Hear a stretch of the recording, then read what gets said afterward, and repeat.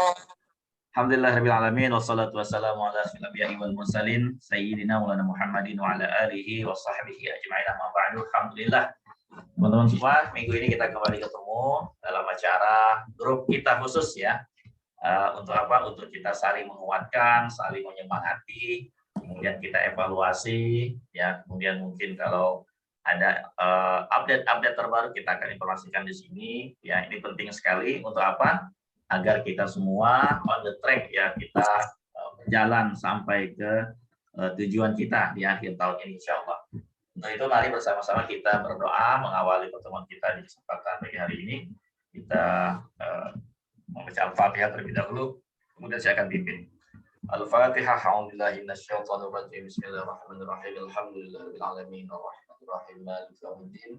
إياك نعبد وإياك نستعين الصراط المستقيم صراط الذين أنعمت عليهم غير المغضوب عليهم ولا الضالين آمين. أعوذ بالله من الشيطان الرجيم بسم الله الرحمن الرحيم الحمد لله رب العالمين حمدا شاكرين حمدا ناعما حمدا يوافي ويكافئ مزيدا يا ربنا لك الحمد ولك الشكر كما ينبغي لجلال وجهك وعظيم سلطانك. Allah ya Allah ya Tuhan kami, di pagi hari ini kami berkumpul dalam acara Monday morning meeting ya Allah di grup kami. Ya Allah kami berkumpul untuk senantiasa ya Allah menguatkan semangat kami, tekad kami, belajar dari pembicara-pembicara yang akan mengisi materi di hari ini ya Allah. Ya Allah mudahkan kami meraih target-target pencapaian kami di tahun ini, meraih impian kami, membahagiakan keluarga kami, orang tua kami, meraih kebaikan bersama bisnis kami ya Allah, meraih keberkahan kehidupan kami di dunia dan akhirat kami. Ya Allah, bantulah kami, mudahkan ikhtiar-ikhtiar terbaik kami, kabulkan doa dan harapan kami. Ya Allah, sembuhkan dari sahabat-sahabat kami sedang sakit, angkatlah penyakitnya ya Allah. Ya Allah ya Tuhan kami, ya Allah ya Tuhan kami, bimbinglah kami, ridhoi kami, berkahi kami, dan kumpulkan kami kembali di surga kelak ya Rabbal alamin. Rabbana atina fid dunya hasanah wa fil akhirati hasanah wa qina adzabannar wa sallallahu ala sayyidina Muhammadin wa ala alihi wa sahbihi ajmain alhamdulillahi rabbil alamin. Baik teman-teman, sebelum kita dengarkan sharing dari salah seorang leader kita di kesempatan pagi hari ini, saya ingin mereminder buat teman-teman semua ya tentang informasi-informasi terkait dengan bisnis kita ya di tahun ini. Apa yang perlu kita capai ya, apa yang bisa kita raih ya, dan bagaimana cara kita mencapainya.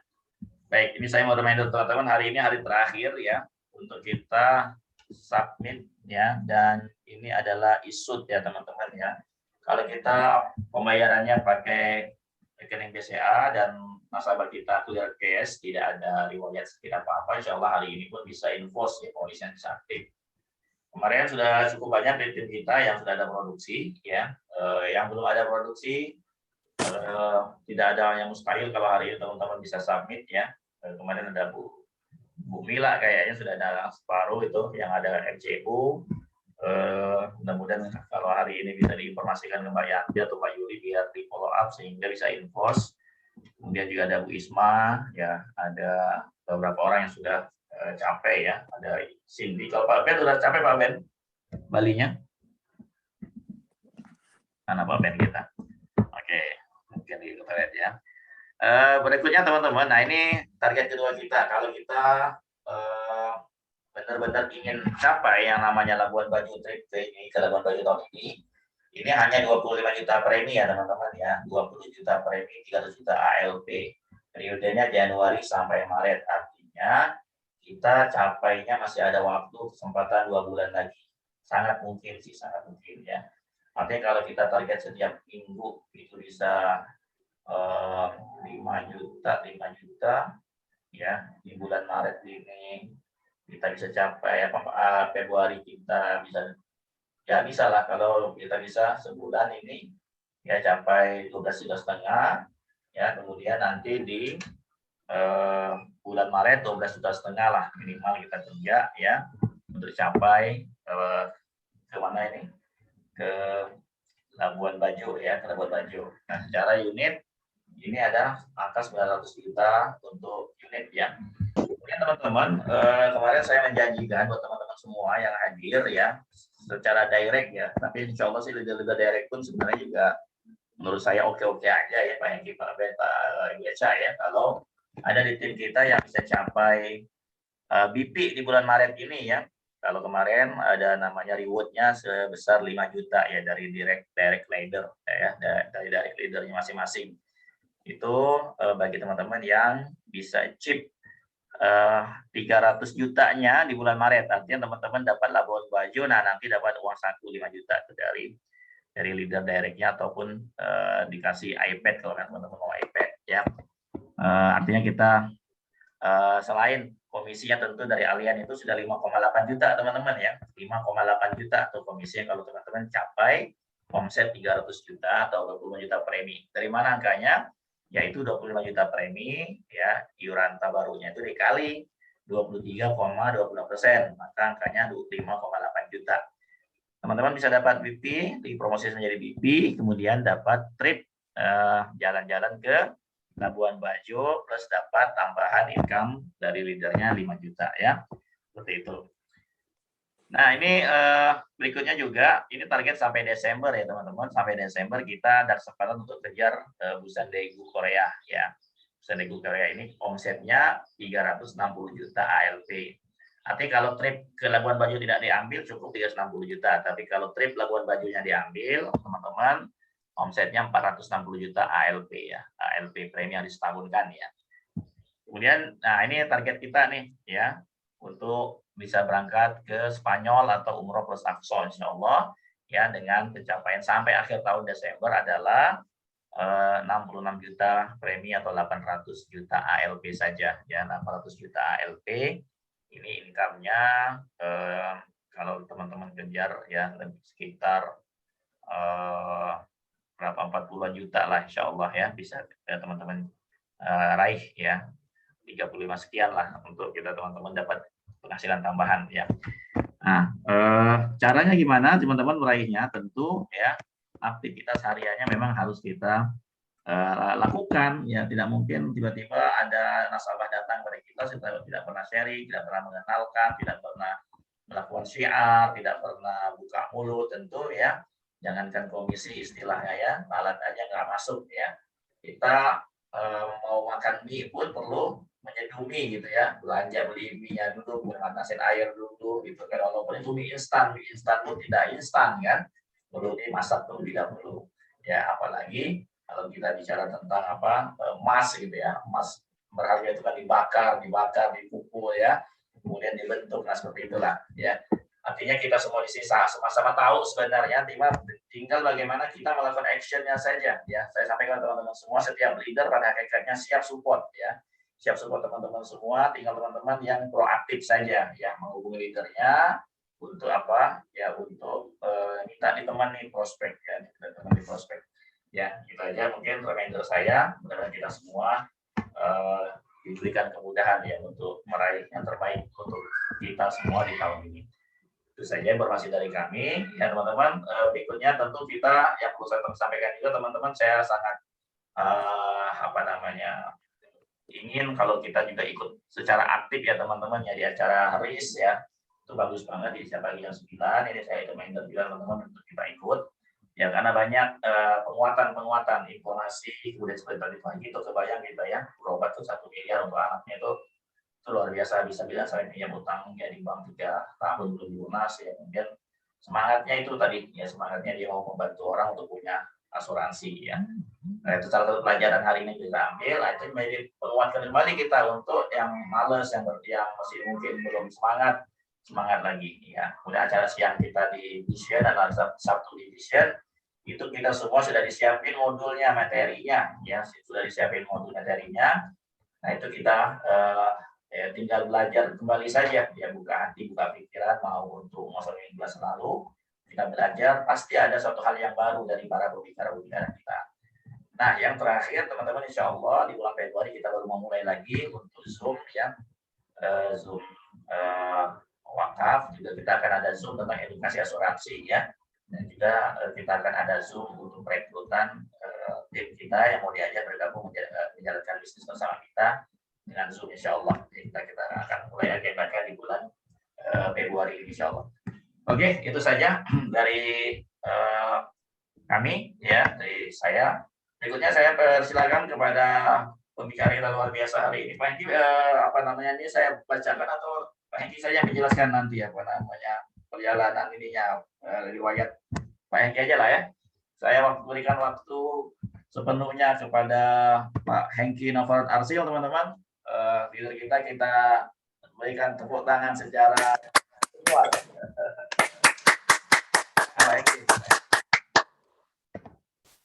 Baiklah. Bismillahirrahmanirrahim. Assalamualaikum warahmatullahi wabarakatuh. Waalaikumsalam warahmatullahi wabarakatuh. Innal hamdalillah nahmaduhu wa nastaghfiruhu wa na'udzubillahi min syururi anfusina wa min sayyiati a'malina may yahdihillahu fala mudhillalah wa may yudhlil fala hadiyalah. Asyhadu an la ilaha illallah wa asyhadu anna Muhammadan abduhu wa rasuluhu la nabiyya ba'dah. Rabbi shrah li sadri wa yassir li amri wahlul 'uqdatam min lisani yafqahu qawli. Selamat pagi. Pagi. Kompak nih teman-teman semuanya. Selamat pagi. Pagi. Apa kabar?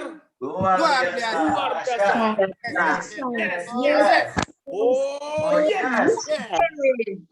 Terima kasih teman-teman semua yang telah bergabung di acara rutin kita Monday Morning Meeting di bawah grup Bapak Zulhamdi M. Saad. Terima kasih kepada leader saya Pak Zulhamdi yang telah memberikan kesempatan waktunya untuk saya sharing ya teman-teman di sini ya. Di sini saya disclaimer dulu, saya bukan mau memberikan pengajaran, memberikan ceramah, nasihat, tidak. Saya hanya memberikan sharing, berbagi sama teman-teman semua. Karena di sini teman-teman semuanya sudah hebat-hebat, ya. Makanya dari dulu tuh ya, Pak Jul, Tante Ana minta saya untuk bicara di sini. Saya tahu diri lah. Saya ini belum apa-apa gitu kan ya. Cuma saya merasa nggak enak nih karena udah dipaksa-paksa terus gitu loh ya. Apalagi sudah ada tim saya nih yang baru, Ibu Eca di sini ya. Mau nggak mau, suka nggak suka, ya saya juga harus berbagi ya teman-teman. Jadi di sini saya hanya bercerita. Mohon maaf nih Pak Jul, saya dikasih waktu berapa lama ya? 2 jam. 45 menit Pak Hengki. Oke, 45 menit dari sekarang ya. Ya. Oke, ya. Jadi permulaan saya berkarir itu di bank tahun 1996, namanya tuh Bank Nagari. Bank Nagari adalah sebutan dari BPD Sumatera Barat, jadi bank BUMD ya, bank daerah. Dia satu-satunya bank yang keluar dari provinsinya ke Jakarta. Nah, tahun 96 itu saya bekerja di Bank Nagari sebagai clerk dulu ya, operation. Itu SK pertama saya. Dan saya disarankan untuk proaktif, jemput bola, belajar sendiri. Karena kan yang namanya masih baru ya, belum di training. Ya udah, saya tuh tanya sana, tanya sini. Sempat saya tuh dimarahin tuh lagi ngobrol di depan customer service, saya dimarahin tuh sama senior saya. Kalian ini jangan mengganggu customer ya di sini. Kalau mau tanya-tanya tuh di dalam. Oh iya Bu, iya Bu. Ya udah, kita ke dalam deh ya. Sampai di dalam, saya itu orang yang nggak mengalah begitu aja gitu loh. Saya deketin tuh orang yang marah-marah itu, namanya Ibu Mimi ya dulu ya, Ibu Mimi. Dia itu petugas transfer. Ya, saya berdiri di belakang dia lagi kerja tuh, berjam-jam saya berdiri. Saya dicuekin teman-teman, tapi nggak apa-apa. Akhirnya lama-lama kan dia nggak enak juga kan, dia tanya sama saya, Heng, kamu mau belajar? Iya nih, saya panggil dia Uni ya, namanya Bang Sumatera Barat nih, Bang Padang. Iya nih, ya udah, saya diajarin lah di sana kan. Saya diajarin dan suatu waktu terjadilah suatu trouble ya teman-teman ya. Jadi Ibu Mimi ini dia salah transfer, kelebihan nolnya yang harusnya juta jadi ratus. Akhirnya dia kena sanksi, ditariklah dia ke kantor pusat di Padang. Nah, ada kekosongan jabatan di teman-teman ya. Itulah gunanya kenapa saya itu belajar tuh. Akhirnya masuklah saya menggantikan Ibu Mimi sebagai petugas transfer. Itu SK kedua saya ya. SK kedua saya. Dan tidak cukup sampai di situ teman-teman ya. Karena teman-teman saya yang lettingan saya itu kan semuanya sudah S1 ya. Saya baru D3. Mereka itu kerjanya di lantai 2 tuh di atas. Ada yang jadi admin kredit, ada yang jadi account officer ya. Nah, saya ini orang yang nggak bisa diem. Selesai pekerjaan saya ke atas. Saya bantu-bantu lah di sana kan, belajar. Admin kredit dulu cuma sendiri, makanya saya bantu-bantu untuk hitung biaya-biaya, pengikatan ke notaris ya. Akhirnya teman-teman, ya itulah kenapa judul daripada topik hari ini adalah hasrat yang membara untuk menang. Nah, karena saya mau cepat maju di sini, akhirnya saya diterima menjadi admin kredit. Itu SK ketiga saya. Ya.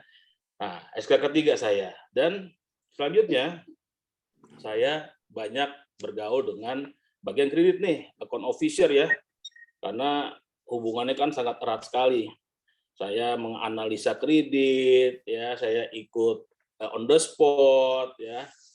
Akhirnya kemauan saya yang keras, saya putuskan urat malu saya, dan akhirnya SK yang keempat itu keluar. Saya menjadi account officer bagian kredit.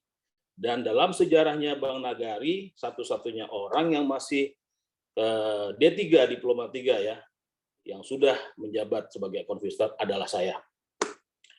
Nah, di tahun itu, teman-teman, saya mendapatkan 4 SK.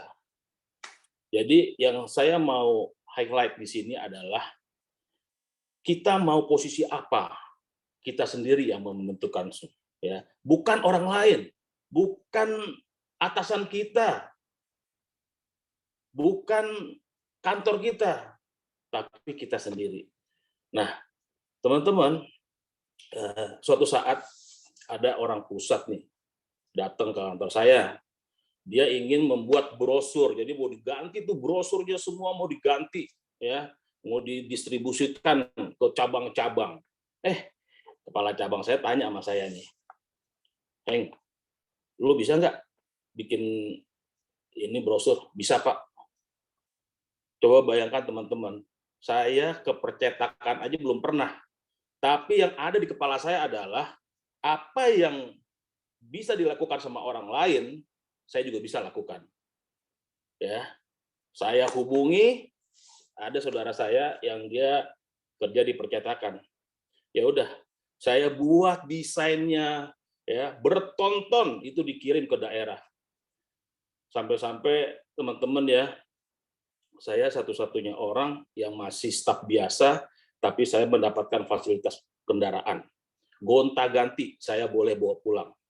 Karena apa? Saya bekerja melebihi dari yang sudah diberikan job desk-nya gitu loh ya. Dan saya juga sering mengkoordinir teman-teman untuk mengadakan acara family gathering, mencari villa, mencari tempat makannya, bagaimana acaranya, dan terus acara-acara internal juga saya mengkomandoi semua. Jadi kepala cabang saya itu bilang sama saya itu kalau sudah Hengki yang pegang, saya bisa nyenyak tidur di rumah. Ya.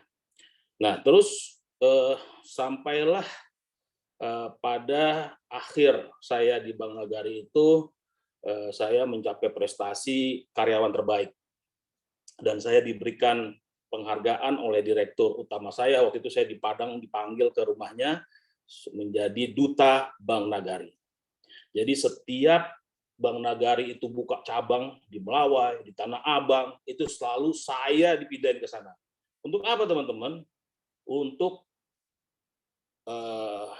memperkenalkanlah kepada masyarakat di sana bahwa Bank Nagari ini sudah ada di sini. Ya, gitu ya teman-teman ya. Jadi saya membagi nih kisah saya ini ke dalam 4 fase teman-teman. Itu fase yang pertama ya. Fase yang kedua itu saya karena mau merit ya teman-teman ya. Saya dapat offering dari Bank Mega. Saya sebutin aja lah, nggak apa-apa teman-teman ini kan ya. Dari Bank Mega itu salary-nya 2 kali lipat teman-teman. Nah, karena saya berpikir kan, bentar lagi saya mau berkeluarga, saya mau kasih makan apa nih anak orang gitu kan. Saya udah nggak pikir macam-macam, ya udahlah, saya terima tuh offering di Bank Mega menjadi marketing di sana funding lending ya teman-teman ya. Funding itu mencari dana, lending itu menyalurkan kredit. Ya udah, saya di sana dulu itu kan kalau kerja di bank harus jadi kutu loncat ya teman-teman ya untuk maju. Jadi harus pindah sana, pindah sini gitu loh. Ya udah, singkat cerita itu saya di Bank Mega. Tapi teman-teman ada kisah yang tragis nih teman-teman. Waktu saya merit itu 2001 ya, malamnya itu kan pesta wedding di Aneka Tambang. Itu papi saya itu masih ada loh, masih ada, sehat walafiat, tidak kurang satu apapun ya. Semua orang yang datang itu dipeluk sama dia, semuanya dipeluk. Tapi teman-teman ya karena jodoh, rezeki, maut tidak ada yang tahu ya.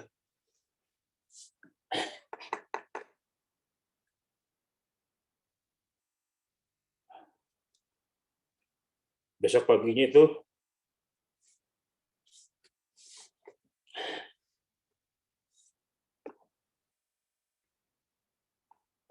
tapi saya dipanggil oleh Yang Maha Kuasa. Kita semua kaget ya. Tapi teman-teman, saya mencoba berpikir rasional gitu. Karena saya anak laki-laki satu-satunya. Saya tidak mau bersedih di depan kakak saya yang perempuan, adik saya yang perempuan, dan mami saya kan. Cuma di dalam hati saya tuh hancur lebur ya. Otomatis tanggung jawab di keluarga karena saya anak laki-laki yang tertua itu berpindah ke saya. Saya menjadi tulang punggung kan di sana. Mana saya baru merit 2001, saya dapat cobaan seperti itu. Ya, tapi saya jalani. Saya hadapi itu semua kan. Disitulah titik balik saya bahwa saya harus berubah. Dulu itu kakak saya itu mau merit ya, yang kerja di BCA perempuan. Semuanya itu saya urusin. Saya siapin. Dari mulai gedungnya, cateringnya, saya kumpulin itu semua. Apa brosur-brosur catering saya kumpulin, cenderamata, terus persiapan di rumah karena nikahnya di rumah. Dia itu duduk manis aja, jadi sehari sebelum akad nikah itu dia masih ke kantor. Dia nggak tahu apa-apa pokoknya, dari A sampai Z saya urusin. Saya tanggung jawab gitu. Yang tadinya saya juga nggak tahu bagaimana cara mempersiapkan barale gadang ini, saya nggak tahu gitu kan. Cuma saya belajar. Tidak ada yang tidak bisa. Semua saya pelajari. Akhirnya lancar dan sukses. Setelah itu, 3 bulan setelah itu, adik saya, ini saksi hidup ada di sini nih, Ibu Echa itu adik saya kandung ya. Adik saya itu juga saya urusin. Waktu itu meritnya di Balai Kartini ya, karena sudah ada pengalaman sebelumnya, saya urusin semua. Tahu nggak teman-teman? Kalau mau kita dapat keuntungan dari pengurusan wedding itu bisa dapat 1 mobil. Dari situlah saya belajar gitu loh. Ya, dari situ saya belajar. Dan teman-teman semuanya, saya dari Bank Mega waktu itu saya berpindah lagi ke Bank Danamon Prima Gold Banking di Kebun Sirih.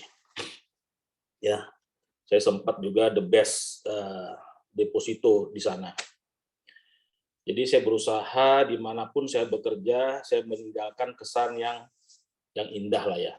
Jadi kalau misalkan orang ditanya pesawat terbang, B.J. Habibie, basket, Michael Jordan. Kalau ditanya nama saya, orang-orang itu ingatnya apa gitu loh, ya kan? Jadi waktu saya di HSBC dulu kalau ditanya, Hengki, oh iya, ini anak yang dapat tiket paling banyak kalau ke luar negeri. Waduh, tepuk tangan teman-teman semua. Ya kan? Tapi itu saya membeli harga ya, bukan suatu yang gampang ya. Gampang diucapkan, tapi bagaimana dijalankannya gitu loh.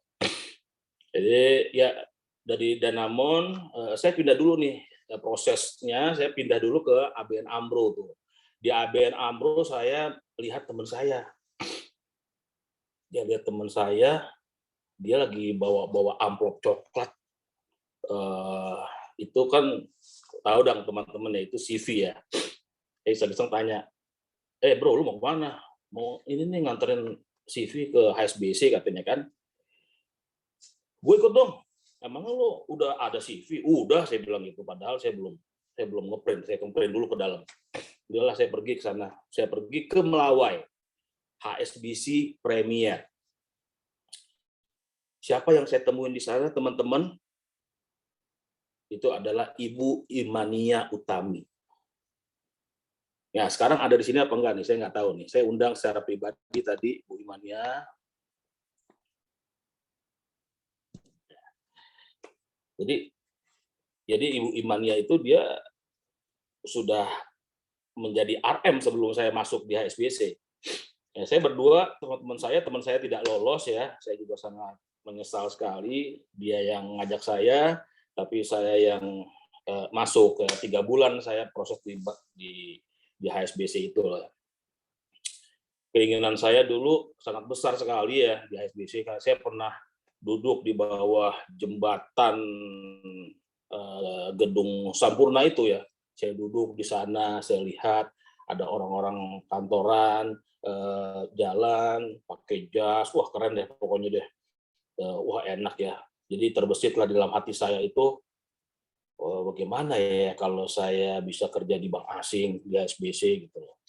Nah, jadi ucapan itu jadi doa ya teman-teman ya. Jadi 3 bulan saya proses di HSBC, terakhir yang saya ingat ya, itu Pantohir ya. Saya diberikan kertas, itu suruh baca nih.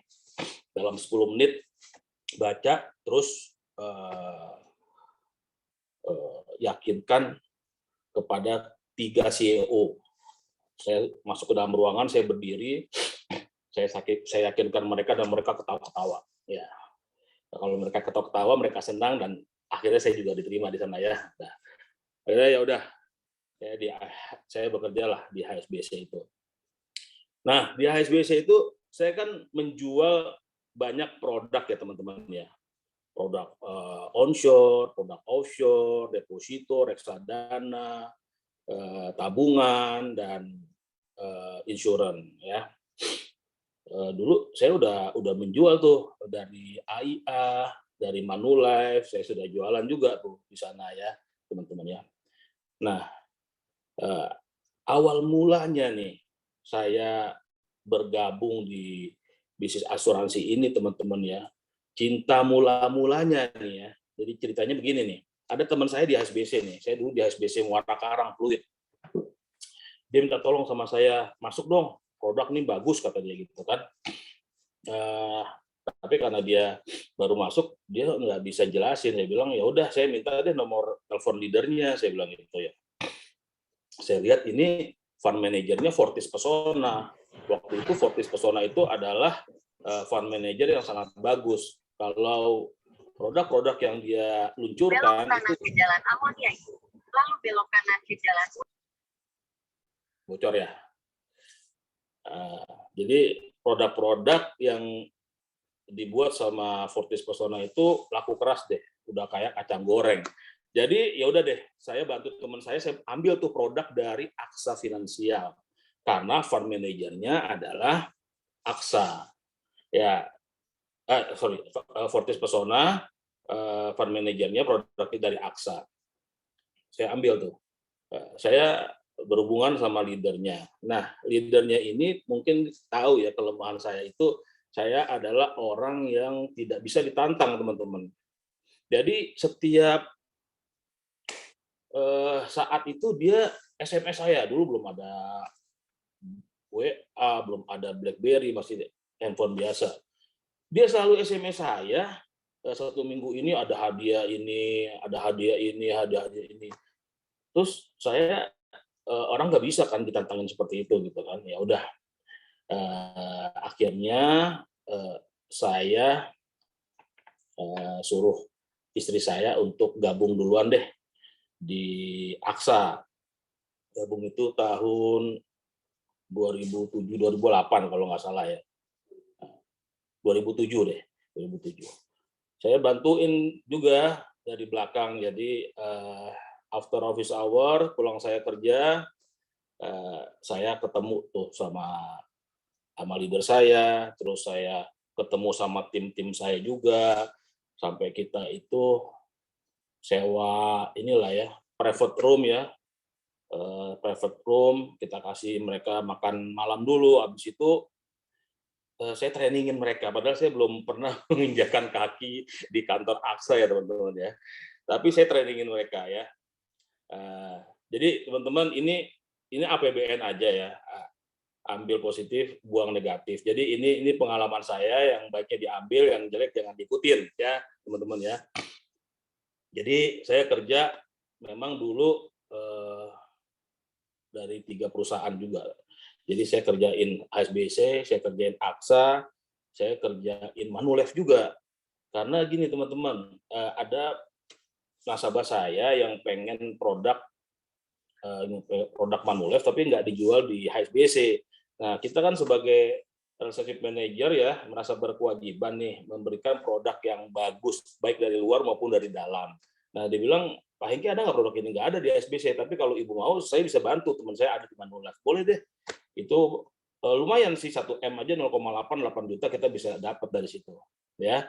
Nah, terus ya begitu juga sih ya di HSBC saya juga bilang seperti itu karena saya sudah juga biasa jualan AIA, jualan Manulife gitu ya.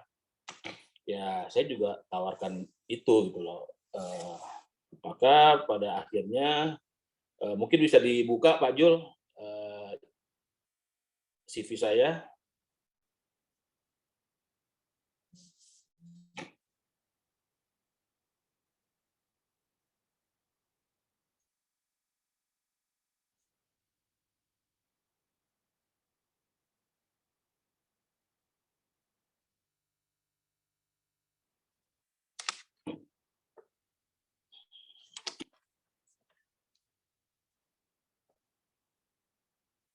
Ya, teman-teman bisa lihat di sini ya, teman-teman ya.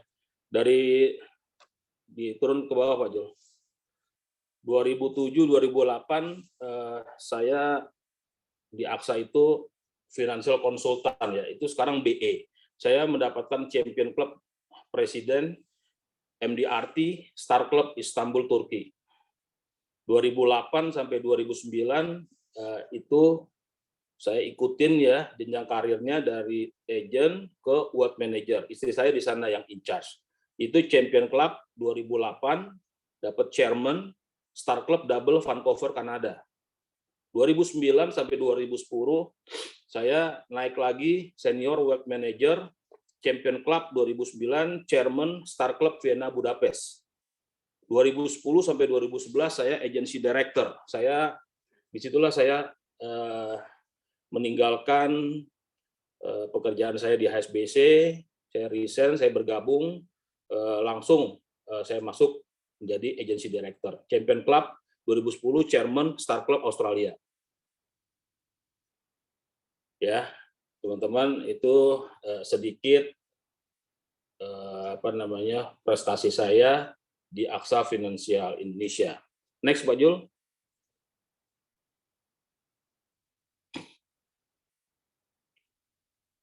Nah, di HSBC sendiri, teman-teman, saya juga punya prestasi. Saya the winner RM IA contest.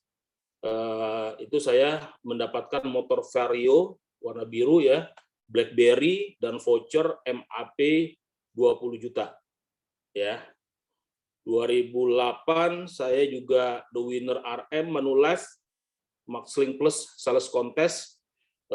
Saya mendapatkan trip ke Sydney 4 tiket, already hit itu di 10 miliar 200 juta. 2008 saya the winner RM Manulife Maxlink Plus Sales Contest trip Hong Kong, mendapatkan 4 tiket, already hit 8 miliar. Itu yang pergi itu Ibu Eca, kakak saya, istri saya, dan ibu saya. Ya, September 2007 saya National Performance RM KPI ranking 2. September 2007 National Performance ranking 2 itu Fortis Contest, achieving 558% above the target.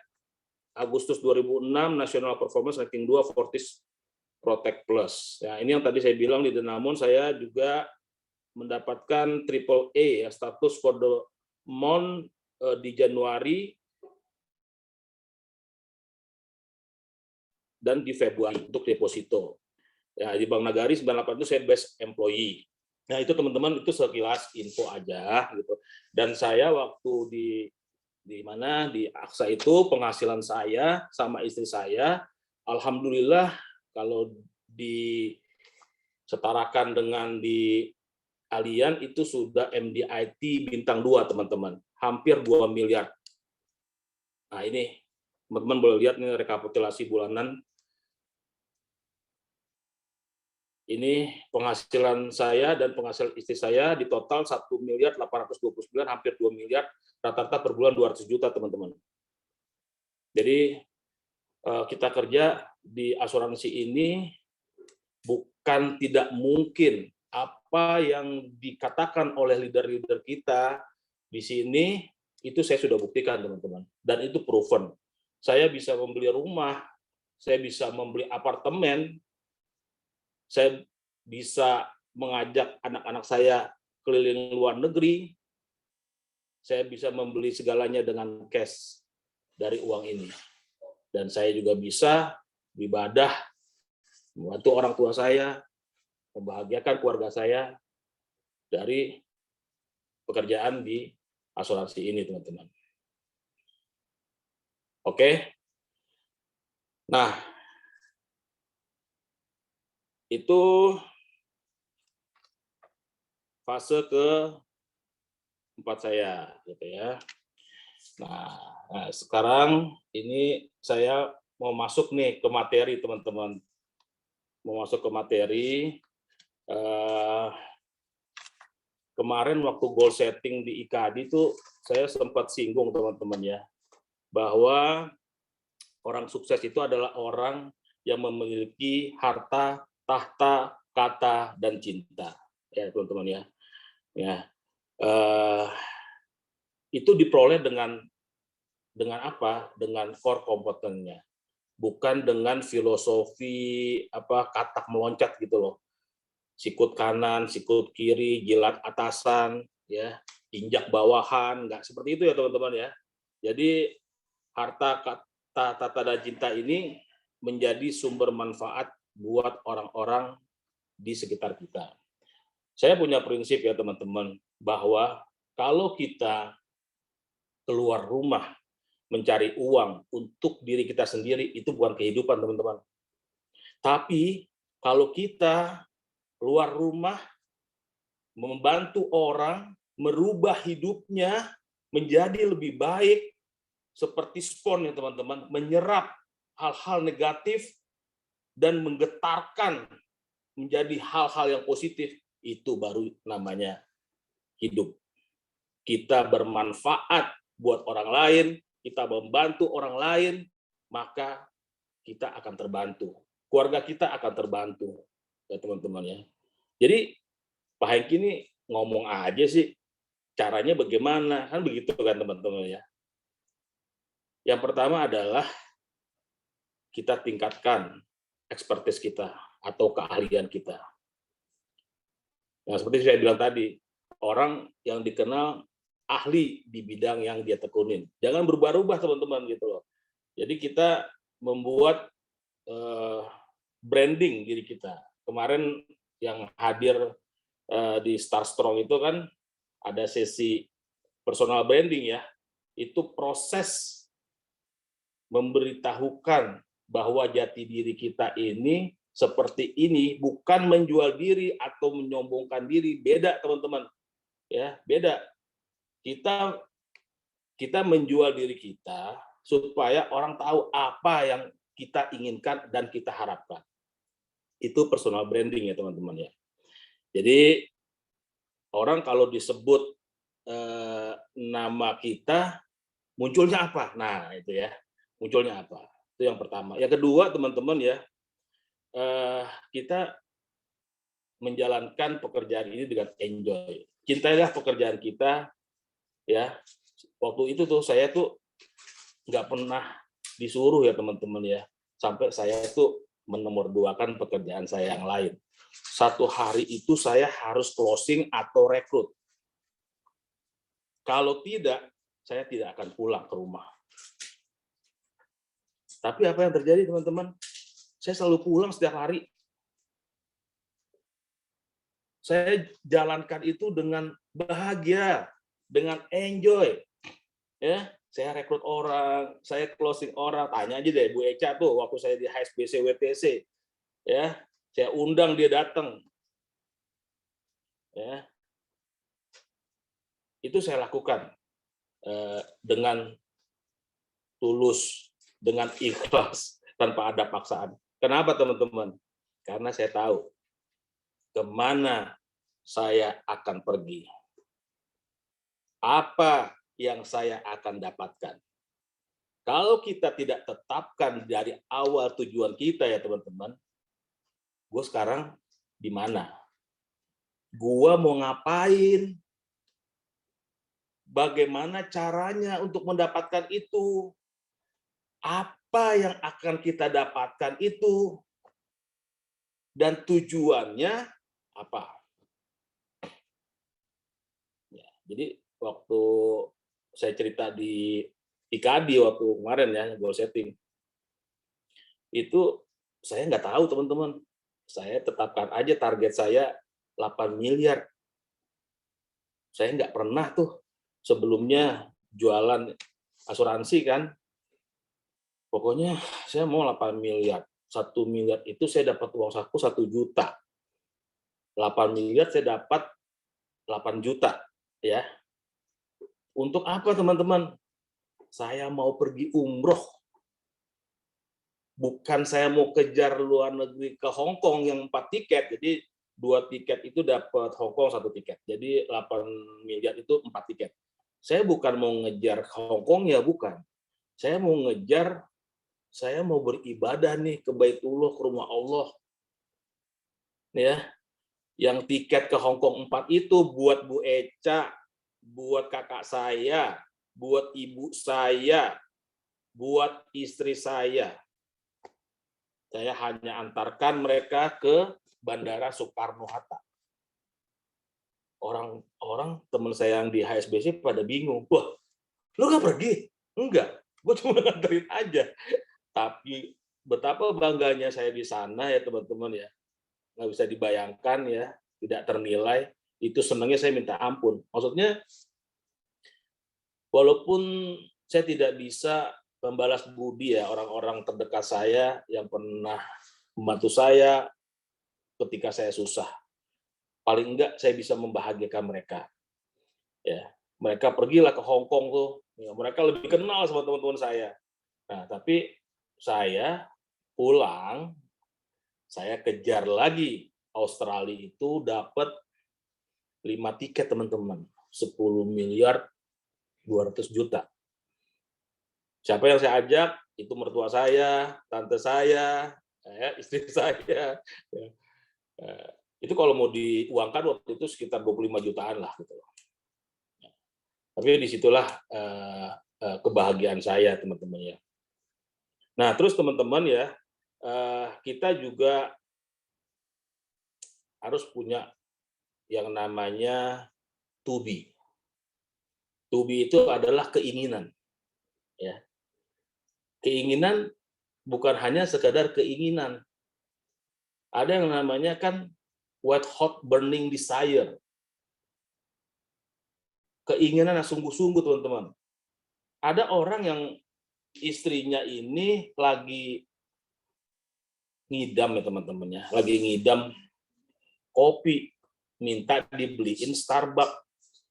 Tapi waktu itu udah tengah malam, Starbucks itu udah tutup.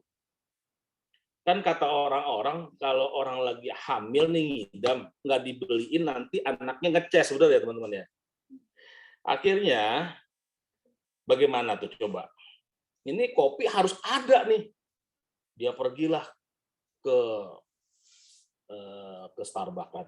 Dibilang sama orang Starbucks, tolong deh, ini saya lagi hamil. Dia minta dibelikan kopi dari Starbucks. Ya tapi udah tutup, nggak bisa, besok aja. Nggak bisa, saya harus bawa pulang ini. Kalau nggak, saya nggak pulang gitu loh. Nanti ini deh, apa namanya, kan bisa pembayarannya itu dimasukkan ke laporan besok. Akhirnya dengan tawar-menawar tingkat tinggi gitu loh ya, sampai berurat, akhirnya kasihan juga gitu loh orang Starbucks itu, akhirnya dikasih lah. Nah itu yang saya bilang, ingin bukan hanya sekedar ingin, tapi harus. Banyak di antara kita, saya ingin kaya, saya ingin juara kelas, saya ingin jalan-jalan. Tapi kata-kata ingin itu harus diganti dengan harus. Saya harus juara kelas, saya harus champion, saya harus premier. Nah, itu namanya white hot burning desire. Jadi keinginan yang membara dari dalam tubuh kita yang sungguh-sungguh, teman-teman. Yang mana bukan nothing tulus ya. Kalau misalkan kita punya keinginan mau mengganti mobil kita, tapi sementara di rumah udah ada mobil, nggak dapat mobil juga nggak apa-apa, teman-teman. Nah, itu bukan keinginan. Yang namanya keinginan, burning desire adalah di saat kita memikirkan kita akan meneteskan air mata, teman-teman. Yang seperti saya bilang tadi, saya cuma punya keinginan mau umroh. Tidak mungkin Tuhan membiarkan saya sebagai umatnya yang ingin beribadah ke rumahnya, ke Baitullah, membiarkan saya tidak mencapai target itu. Teman-teman tahu kan apa yang terjadi? 8 miliar itu dalam waktu 3 bulan saya dapatkan. Bagaimana teman-teman? Berdarah-darah, teman-teman. Bukannya gampang, berdarah-darah. Kan saya bilang tadi, saya nggak tahu caranya gimana. Tapi dengan kemauan saya keras, burning desire itulah yang akan mencari caranya. Ya. Hari Jumat saya masih ingat tuh, itu saya baru dapat 3 tiket, yang saya kejar 4 tiket. 1 tiket lagi, adik saya telepon, dah, adik udah dapat dah, belum? Udah dek. Tuh, ini Bu Eca ada di sini tuh. Dia tanya, dah udah dapat dah, belum? Padahal dia yang beliin, apa namanya, ngurusin lah paspor, dia yang bayarin. Apa yang saya lakukan, teman-teman? Teman-teman saya udah pada pulang, itu udah mau maghrib ya. Saya buka database saya teleponin satu-satu. Bapak, Ibu, saya hari Sabtu ke kantor ya. Ini ada program yang bagus banget nih. Saya mau kasih tahu, Bapak Ibu bisa datang ya. Datanglah hari Sabtu. Ya, syukur alhamdulillah teman-teman. Itu kekuatan burning desire. Kita melawan alam semesta ya teman-teman ya. Bukan hanya 1 tiket saya dapetin tambahannya, tapi lebih saya dapat 5 tiket. Ya. Ini saksi hidup. Ibu Eca ada di sini ya. Boleh nanti ditanyakan sama dia apakah benar seperti itu dapat 4 tiket ya. Nah, itu keinginan. Tadi saya bilang apa to be ya. Terus to have. To have ini adalah keinginan untuk memiliki. Ya. Tapi jangan hanya dominan keinginan untuk memiliki, banyak kan orang yang cuma punya to have. Dia mengalahkan segala cara. Dia korupsi segala macam. Dengan cara yang benar, teman-teman. Dengan cara yang baik. Seperti sistem yang sudah ada di bisnis kita ini. Dan valensi, teman-teman. Valensi itu adalah total kapasitas. Jadi kalau dibikin rumus tadi ya, to be itu kan keinginan. Di sini saya nggak bikin PowerPoint, teman-teman. Habis katanya orang yang bikin PowerPoint nggak punya power dan nggak punya poin. Makanya saya nggak bikin PowerPoint. Ya, jadi teman-teman inilah ya, catat sendiri aja deh ya. To be tadi keinginan, terus to have itu keinginan untuk memiliki, sama valensi, total kapasitas. Sehingga to be kali to have kali valensi ya, itu salah satunya tidak boleh zong, tidak boleh 0 ya, tidak boleh 0. Jadi kita baru menjadi seorang yang expert, teman-teman ya. Nah, karena itu ya teman-teman ya, kita ini kan sehari-hari itu kan bekerja dan berusaha. Kadang-kadang kita itu loyo. Loyo itu kan bermakna ini ya, sangat lemah dan tidak berdaya. Dan hampir setiap orang pernah loyo, teman-teman ya. Pernah loyo. Sekali-kali loyo itu manusiawi gitu loh, teman-teman. Tetapi apabila terlalu sering loyo, itu ada yang salah dalam hidup kita. Saya ulangi teman-teman, kalau sering loyo, berarti ada yang salah dalam hidup kita. Maka, bila kita sering loyo, perlu duduk sejenak, merenung ya. Kenapa kok saya sering loyo dan tidak, dan ternyata setelah direnungkan, penyebab loyo itu ada 3, teman-teman. Yang pertama karena orang itu tidak memiliki visi hidup. Makanya kita loyo, teman-teman. Bangun tidur, gue mau ngapain ya? Tidur lagi. Jadi dia tidur, hidup itu buat makan. Bukan makan, buat hidup. Jadi hanya sekedar hidup aja gitu loh. Ya, kera juga bisa hidup kan. Sapi juga bisa hidup kan, kalau begitu caranya gitu loh. Jadi hidup jangan sekedar hidup. Yang kedua, sementara penyebab yang kedua itu, orang itu tidak punya keahlian atau tidak punya skill. Itu yang saya bilang tadi, kapasitas. Teman-teman jangan malu atau rendah diri. Di sini kita sudah sediakan semua, teman-teman. Setiap Sabtu itu ada kelas-kelas. Setiap Senin ada motivasi. Ada setiap pagi Risk Monday Run. Setiap minggu Risk Monday Dating. Semua sudah ada. Tinggal tergantung teman-temannya. Dulu saya tidak ada leader, tidak ada tempat bertanya. Saya tuh nabrak sana, nabrak sini. Sekarang teman-teman udah enak. Udah ada lokomotifnya nih. Tinggal ikutin aja kemana pergi. Pak Denny udah 9 miliar per bulan. Wi Aditya sudah 1 miliar per bulan. Mau kerja di mana lagi? Itulah alasan saya waktu resign di HSBC. Teman-teman semuanya, saya mohon maaf ya, saya berpisah di sini karena saya punya impian, saya bilang. Saya punya goal. Bukan berarti impian dan goal saya tidak bisa didapat di HSBC, saya bilang. Tapi di luar sana ada yang lebih cepat, ada percepatan income. Saya bilang itu di Aksa. Dan pertama kali saya pergi ke luar negeri, ya, kita mampir dulu nih di restoran Sari Kuring tuh dekat bandara. Ada teman saya ngomong gini, Heng, lu sekali jadi member ke luar negeri, lu akan terus jadi member. Wah, itu terngiang-ngiang tuh di kuping saya.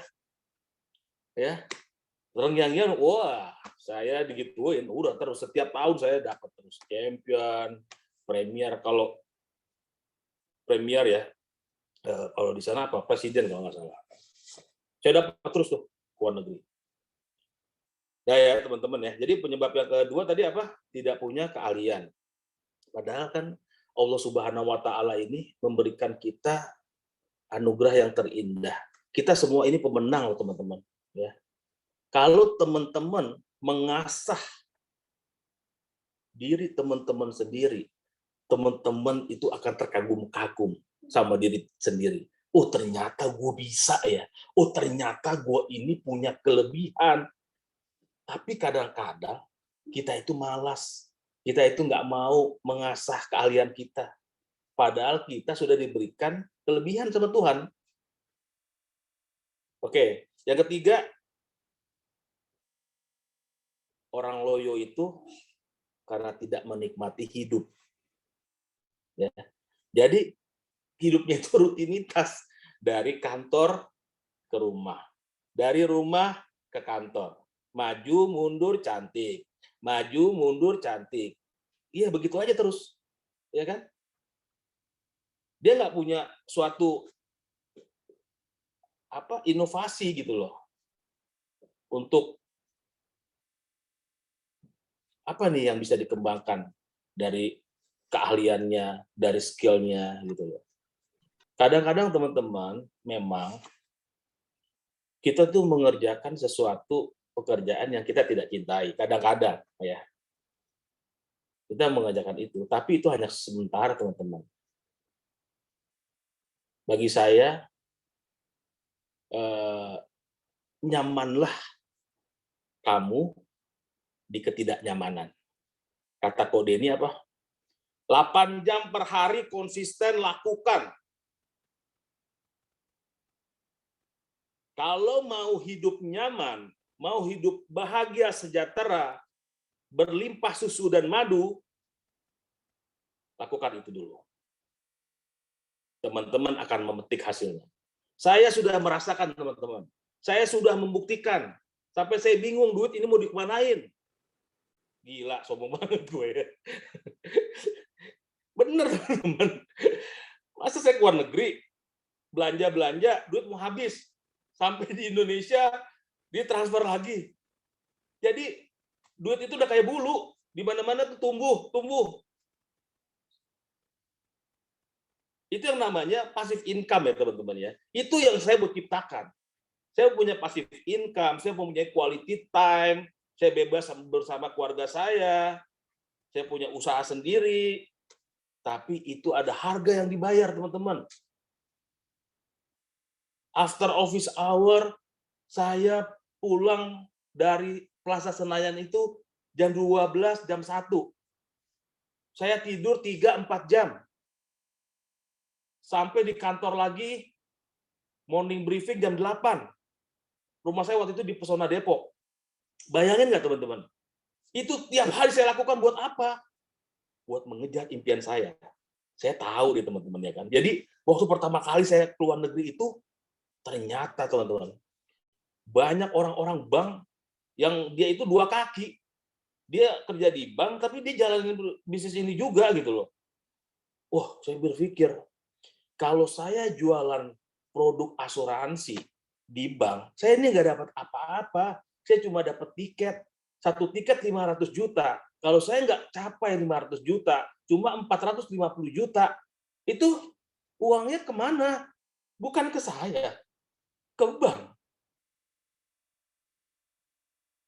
Masuk ke suspend account-nya 55,5%.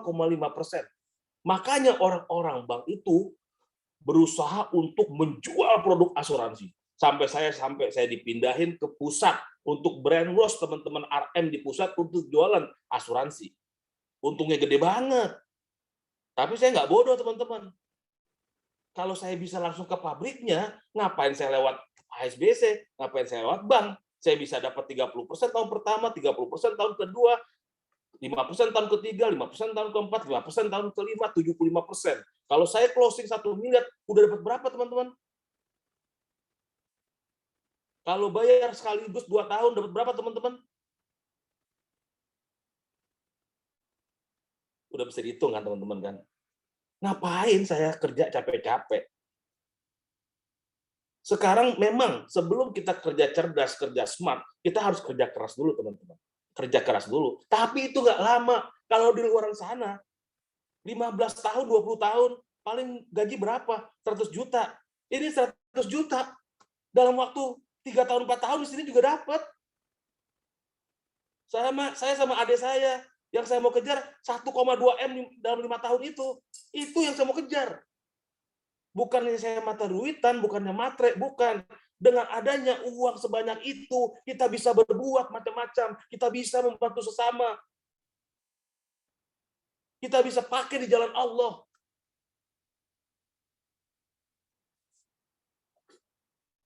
Benar ya, teman-teman ya?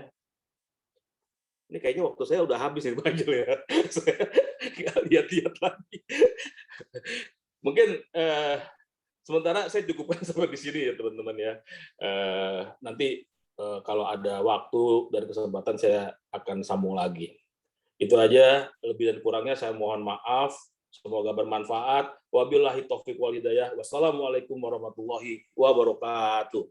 Waalaikumsalam warahmatullahi wabarakatuh. Masya Allah. Luar biasa ya, teman-temannya. Akhirnya kita dengar juga nih perjalanan Pak Hengki ya.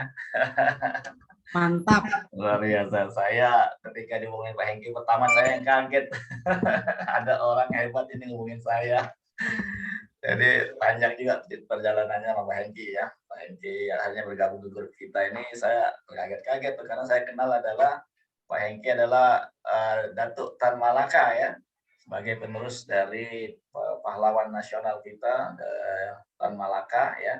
Dan Pak Hengki adalah sekarang secara apa namanya Pak Hengki, secara keturunannya ya, penerusnya ya, sebagai rajanya apa namanya di Tan Malaka ini ya, teman-teman ya. Dan Pak Hengki ini luar biasa ya, linknya, jaringannya ya, teman-temannya itu pejabat semua itu ya, para raja, para apa namanya, yang mulia ya, yang mulia seperti Pak Fadlizon. Berapa kali kita sharing-sharing ya, luar biasa ini Pak Hengki ya. Dan saya salutnya adalah satu hal aja, Pak Hengki orangnya luar biasa ya, tawadhu ya. Tawadhu itu rendah hati ya, mau terus belajar. Kalau kita lihat mungkin Pak catatan yang paling lengkap dan di antara grup kita itu cuma Pak Hengki yang lebih nyatat. Sepertinya seperti itu ya. Jadi kalau saya perhatikan setiap training itu Pak Hengki udah pasti catatannya paling lengkap ya, paling lengkap. Setiap ada Zoom dan leader, Pak Hengki selalu mendengarkan, selalu haus akan ilmu. Nah ini teman-teman yang kita ambil ya, menurut saya sih yang perlu kita ambil juga salah satunya yang menurut saya sih titik apa namanya, suatu kelebihannya Pak Hengki adalah dengan kapasitas Pak Hengki yang dari sisi keilmuan, dari sisi level ya, dari sisi karir, dari sisi status pergaulan, status sosial udah sangat baik sekali ya. Tetapi terus mau belajar. Nah ini teman-teman ya, ini semangat belajarnya ini yang luar biasa yang kita perlu belajar nih dari Pak Hengki. Kenapa sih ya mau terus belajar seperti itu gitu ya. Ini yang juga mungkin saya mau tanyakan nih Pak Hengki ya. Jadi dari Zoom apapun nih Pak Hengki udah pasti di luar standby ya. Nah semangat ini yang mudah-mudahan bisa menular kita semua ya, sehingga kita bisa mencontoh nih ya bagaimana energinya Pak Hengki terus terbakar, terus ada, sehingga ya tahun ini saya yakin nih Pak Hengki dengan timnya yang baru ya. Kemarin juga Bu Iman ya kontak lagi Pak Hengki, pengen aktifin Bayu lagi Kejar TV katanya. Saya bilang siap, kita gerak lagi seperti dulu lagi. Ya, silakan mungkin kalau ada teman-teman yang mau menambahkan, ya yang mungkin kenal Pak Hengki seperti apa. Di sini ada Pak Dede, ya, kemudian ada Pak Ben sebagai kita sebagai teman dekatnya Pak Hengki ini. Mungkin kalau ada testimoni boleh kita kuatkan kembali teman-teman kita. Ya, dan kalau ada pertanyaan silakan. Siapa duluan? Pak Dede, Pak Ben. Baik, Pak. Saya tambahin. Silakan Pak Ben. Ya, Baik, kita Pak. cari sekitar 10 menit ke depan untuk penguatan. Assalamualaikum warahmatullahi wabarakatuh. Semangat pagi. Pagi. Pagi. Keren Pagi banget Pak Ben. hari ini Pak Hengki Datuk Tamalaka. Sebetulnya beliau ini maha guru saya. Betul-betul saya belajar dari beliau. Ya, Tunggu ya. semuanya ilmu. Jadi tidak termasuk asuransi saja. Saya sering tukar pendapat sama beliau ini. Ya, positif semua. Yang ilmu yang di-sharing ke saya itu semuanya positif, dan itu saya, banyak sekali yang saya aplikasikan, yang saya pakai dalam berbisnis di insurans ini. Luar biasa. Jadi kita di dalam grup Pak Zulhamdi ini itu semuanya bintang semua, ya. Nah, orangnya humble, ya, rendah hati, mau terbuka.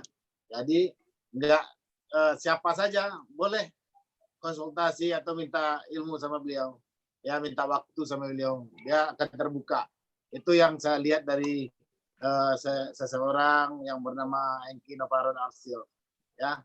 Saya banyak belajar dari beliau. Gitu aja teman-teman, ya, semuanya positif untuk beliau ini. Kita punya semangat, ya, orang yang hebat, ya, pasti kita belajar dari orang hebat, dan pasti kita akan jauh lebih hebat daripada beliau. Oke, gitu Baik, aja. Ya, baik Pak Ben. Semangat, ya, Assalamualaikum Lagi ya, thank you. Selamat. Ya, sebelum Bu Eca ya, saya mau minta ini apa namanya, saya Bu Eca boleh ngomong sedikit nanti ya. Ini saya teringat nih Pak Hengki, teman-teman kita tahu ya Pak Hengki kemarin beberapa bulan yang kena COVID itu ya. Ini kan luar biasa sekali ya ceritanya. Mungkin Pak Hengki sedikit ceritain ke teman-teman nih, banyak teman-teman kita yang baru yang belum tahu. Di sini banyak sekali teman-teman kita yang baru ya, ada Pak Aswaluddin, Pak Bayu, Pak Hadi ya. Yang memang apa namanya, mereka belum dengar nih bagaimana kisahnya Pak Hengki kemarin saat dirawat ya. Biayanya berapa, itu kan luar biasa sekali. Boleh deh Pak Hengki sharing sedikit, waktu sekitar 5 menit boleh, sebelum nanti kita lanjut ke yang lain. Ini penting menurut saya buat penguatan kita, pentingnya punya produk kesehatan asuransi. Ya, silakan Pak Hengki. Boleh. Jadi teman-teman, saya di bulan Juni awalnya Delta itu, saya kena COVID ya teman-teman ya. Masuk ke rumah sakit Siloam Mampang itu selama 25 hari. 25 hari teman-teman. Ya. Di sana kamarnya kecil ya. Sehari-hari saya cuma lihat saluran berita dari Kompas, TV One, dan nggak ada hiburan lain, nggak ada Netflix, nggak ada Disney dan lain sebagainya. Ya, jadi saya juga nggak tahu ya kenapa saya bisa kena COVID. Padahal saya sangat disiplin sama prokes. Jadi saya ngobrol-ngobrol sama dokter di sana. Jadi nih Pak, katanya kan, ini sudah kuasa Allah semuanya. Ada anak muda 29 tahun, dia badannya sehat, tidak ada penyakit komorbid ya, tapi kalau memang sudah waktunya lewat ya lewat gitu loh. Sementara ada nenek-nenek yang kurus kering, banyak penyakit, kena COVID, masih selamat. Jadi dari situ saya bisa mengambil pelajaran teman-teman bahwa saya ini masih diberikan kesempatan hidup sama Allah nih. Kenapa? Mungkin untuk menebus dosa-dosa saya, mungkin untuk berbuat baik kepada sesama. Jadi saya harus manfaatkan benar-benar nih sisa hidup saya yang diberikan sama Allah. Kalau enggak saya udah nggak ada, teman-teman. Udah nggak ada di sini ya, teman-teman. Nah, saya pikir 25 hari itu sudah selesai ya, teman-teman ya, dengan tagihan 360 juta. Sedikit pun saya nggak mikirin bagaimana bayarnya, ya, karena saya sudah percaya dan yakin sama kartu sakti HSCPX. Ya. Kartu sakti HSCPX itulah yang membayarkan 360 juta. Seminggu saya di luar, teman-teman, saya kan dikasih obat yang keras ya, tapi nggak ada obat lambung. Itu yang membuat lambung saya iritasi. Saya makan durian, minum kopi ya, jadinya apa? Kena GERD saya. Disitulah saya kena post COVID ya. Itu lebih berbahaya lagi karena napas saya sudah satu-satu. Sudah satu-satu, nafas saya, kaki saya sudah dingin. Anak saya mau ngajak ke rumah sakit, saya bilang ini waktunya sudah dekat, saya bilang. Saya minta istri saya melawan, teman-teman. Saya melawan sakit saya itu, saya belum mau mati. Saya masih banyak dosa, ya Allah. Anak-anak saya masih kecil-kecil. Saya minta istri saya untuk memberikan nafas buatan. Anak saya kecil, adik ipar saya. Tapi teman-teman, napas saya satu-satu. Akhirnya Ibu Ima juga dia bantu ngirimin tabung oksigen, tapi saya udah dibawa lari ke rumah sakit. Sampai di sana, di sana saya ketemu dengan Ibu Eca. Ya, mungkin itu saya anggap itu pertemuan terakhir saya dengan adik saya. Ya, saya bilang, ya maafkan saya bilang gitu, maafkan saya. Dan sebelum saya sakit yang kedua itu, saya sempat, jadi malamnya saya anfal, sorenya saya sempat mampir ke rumah adik saya. Itu saya ngobrol di mobil, adik saya tuh diri di depan garasinya. Saya bilang, ambillah produk ini produk bagus. Kalau kenapa-napa gimana? Sekarang lagi pandemi segala macam. Dia bilang gitu kan. Bu Eca itu masih merasa confident mungkin ya, masih duitnya masih banyak gitu kan. Jadi nggak mau dengar saya. Ya udah. Pas sampai di UGD itu saya ketemu sama adik saya, udah saya bilang kayaknya ini udah yang terakhir kali saya ketemu adik saya. Saya bilang, saya pegang tangannya erat-erat, saya bilang, ambil produk ini, saya bilang, maafkan saya. Ya, itu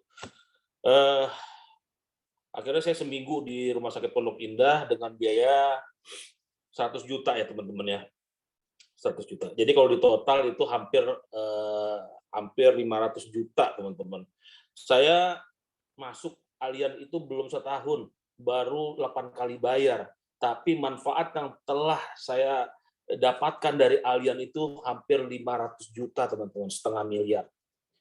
Ya, mau bukti apa lagi gitu loh? Mau bukti apa lagi? Itu cepat ya.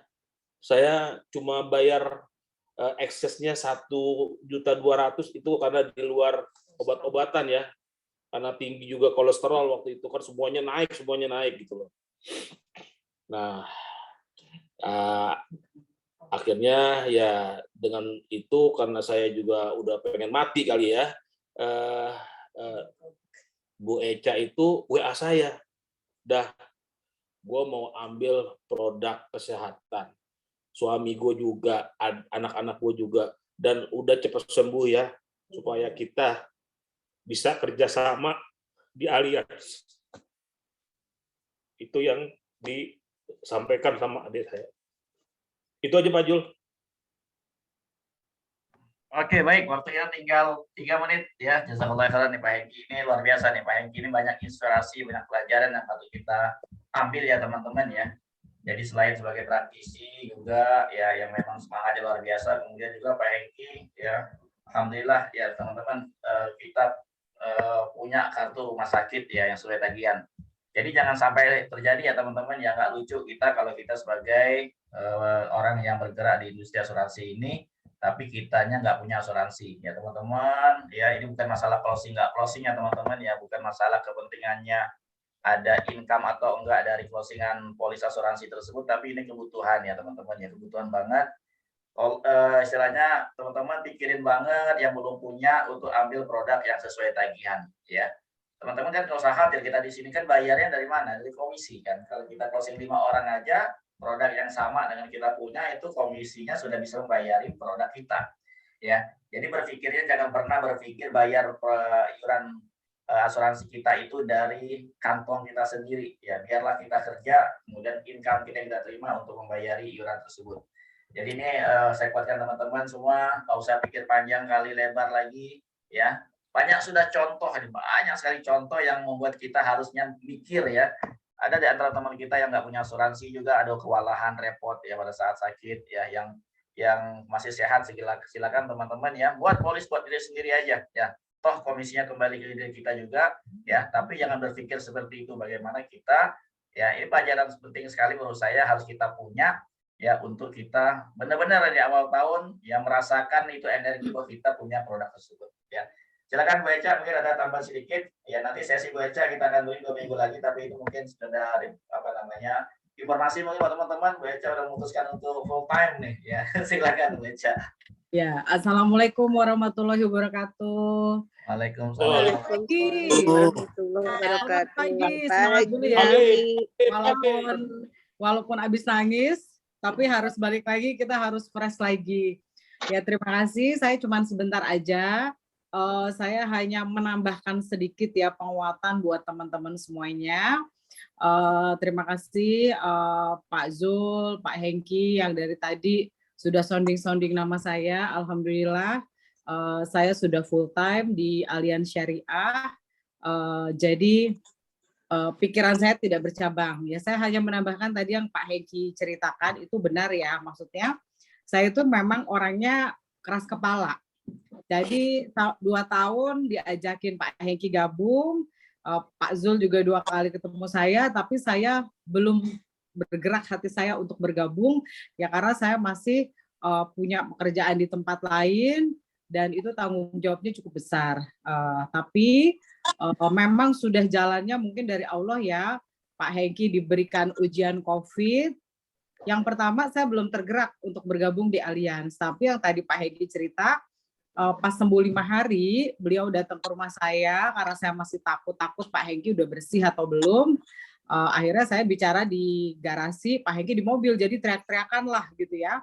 Di situ intinya beliau itu kan sakit, nafasnya juga sesek banget ya karena belum sehat. Itu yang diomongin Allianz terus, saya sampai pusing, saya bilang udah tuh sehat dulu, jangan ngomongin Allianz terus. Tapi dia selalu bilang udah gabung, walaupun adik punya uang, nanti lama-lama harta bisa habis. Saya cuman ya gitu ya, tanpa saya hiraukan pesan-pesan beliau. Nah, pas beliau sampai rumah habis maghrib, anak-anaknya telepon, manggil saya itu Halati ya, tante. Dia bilang, Halati, ayah sesak napas, sampai saking sudah tidak bisa napas, waktu itu oksigen juga habis, jadi kasih nafas buatan. Dari istrinya, anaknya, semuanya itu nafas buatan. Nah, jadi saya pikir, wah ini kayaknya udah lebih parah dari yang pertama. Akhirnya anaknya bilang, Halati ditunggu ayah di Rumah Sakit Pondok Indah, ayah mau ketemu. Nah, saya ketemu sama Pak Hengki, itu posisi udah Pak Hengki mau didorong ke UGD, udah nggak bisa napas, peluk Al-Quran, tapi beliau masih mau pegang tangan saya. Yang diucapkan adalah, maafin, terus yang kedua, ambil polis asuransi, bukan gabung ke asuransinya ya, ambil polis asuransi. Saya tuh bingung di situ ya, maksudnya sudahlah susah nafas, tapi yang dipesenin itu hanya satu, ambil polis asuransi gitu. Jadi saya pikir ini pesan-pesan terakhir mungkin ya. Akhirnya saya bilang iya, pokoknya Eca ambil, udah nggak usah khawatir, saya ambil. Jadi pas Pak Hengki udah di dalam, udah pasang oksigen semuanya. Saya lihat Pak Hengki udah mulai tenang, terus ngaji-ngaji. Saya nyolong-nyolong masuk, padahal nggak boleh masuk itu ya, karena isolasi. Tapi kan saya orangnya agak nekat gitu ya. Saya masuk, saya ketok-ketok, saya bilang, udah nggak usah pusing pikirin polis asuransi. Jangankan polis asuransi, saya bilang, saya akan gabung di perusahaan Allianz Syariah. Kita nanti bisnis sama-sama, kita bangun sama-sama perusahaannya, kita maju sama-sama. Yang penting udah harus sehat itu. Mungkin menurut saya itu adalah pesan-pesan yang bisa memberikan semangat kehidupan baru ya buat Pak Hengki. Jadi saya cuma pesan itu, akhirnya Pak Hengki ya agak tersenyum walaupun udah pasang alat-alat. Akhirnya saya balik, malam-malam saya WA Pak Zul. Assalamualaikum Pak Zul. Ya Bu Eca, tolong saya dibuatkan polis asuransi yang bagus. Harganya berapa terserah, saya udah begitu aja. Akhirnya Pak Zul bikinin, oke, yang HSCPP ya Bu, ya pokoknya yang full limit, full cover, pokoknya yang bagus. Nanti nyusul anak saya, suami saya, oke. Jadi saya terima kasih Pak Hengki sudah menjerumuskan saya di perusahaan yang dahsyat ini. Saya juga terima kasih Pak Zul, leadernya Pak Hengki yang sudah selalu melayani saya, mau pagi, siang, malam, nanya-nanya. Saya pesan sama Pak Hengki, Pak Zul jangan pernah berubah. Itulah sosok leader yang dibutuhkan suatu tim ya, yaitu pelayanan yang prima, mau pagi, siang, malam, WA selalu diangkat, telepon diangkat, WA dibales. Itu yang saya lihat dari Pak Zul sama Pak Hengki, dan saya berharap pelayanan itu tidak berubah kalau kita mau besar timnya ya. Jadi itu aja yang saya mau sampaikan. Semoga teman-teman yang baru bergabung harus semangat, harus kuat di bisnis ini, karena memang bisnis ini bukan bisnis mudah. Kalau mudah semua orang bisa sukses. Di bisnis ini sulit, tapi bagi yang males. Tapi mudah bagi yang mau kerja keras. Itu aja, saya tutup. Assalamualaikum warahmatullahi wabarakatuh.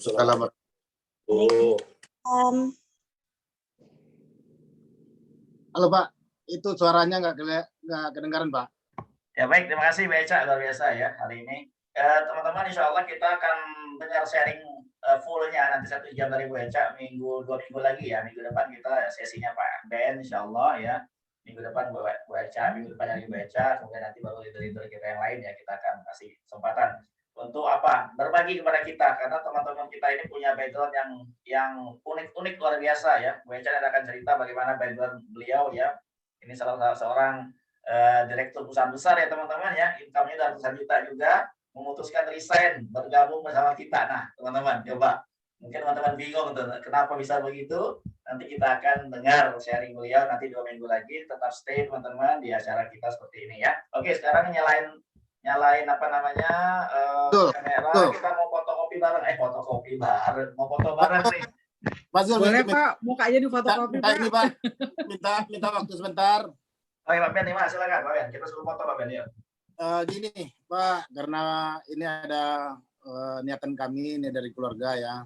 Ya mohon maaf nih ya, sekalian aja di grup ini karena kita ketemunya lewat Zoom ini. Tadi saya udah share juga di grup, mohon maaf nih ada kelancangan sedikit atau salah tempat. Tapi ya maksud hati ya ingin mengundang teman-teman yang ada di Premier Club 2022 untuk hadir di acara kami. Selamatan, Hitanan dan Akikah anak kami di hari Sabtu besok di tanggal 5 Februari 2022. Ya, Insya Allah, Pak Ben. Betul nih, Pak Zul. Acara apa Pak Ben? Selamatan Kambing party. Aman nggak itu protokol kesehatannya? Insya Allah protokol kesehatannya kami di sini nggak ada yang ini apa namanya, ada prokesnya Pak. Ya. Oh iya. Ya, ada cek suhu segala macam. Ya, cuman diadakan dengan secara sangat sederhana. Ya. Baik Pak Ben. Siap. Ya. Di perumahan aja Pak, di depan rumah aja. Oh iya. Ya lah Pak. Rame-ramein lah gitulah. Okay. Ya Bu Eca ya. Insya Allah. Pak Dede, semuanya yang ada di sini. Yang nggak bisa saya bukan satu persatu. Yang tidak bisa saya sampaikan undangan langsung ke tangan masing-masing. Hanya lewat WA Premier Club aja. yang mudah-mudahan tidak mengurangi rasa hormat. Oke, Oke. itu aja teman-teman semuanya. Ya, saya kembalikan ke Pak Zul. Ya, assalamualaikum warahmatullahi wabarakatuh. Salam. Oke teman-teman, kita foto ya, boleh dinyalain kameranya, saya mau foto nih. Ini meeting perdana kita nih. Kadang saya lupa foto nih, kita foto dulu. Oke, nyalain ya. Ada yang bawa ini enggak apa namanya iPad yang bisa foto langsung? Tapi nggak apa-apa, ini cukup nih. Yuk. Satu, lihat kamera semua. Satu, dua, tiga. Ya, lagi 1, 2, 3. Oke. Oke, makasih semuanya. Ya, makasih semuanya Pak Zul. Alhamdulillah. Ya, assalamualaikum warahmatullahi wabarakatuh.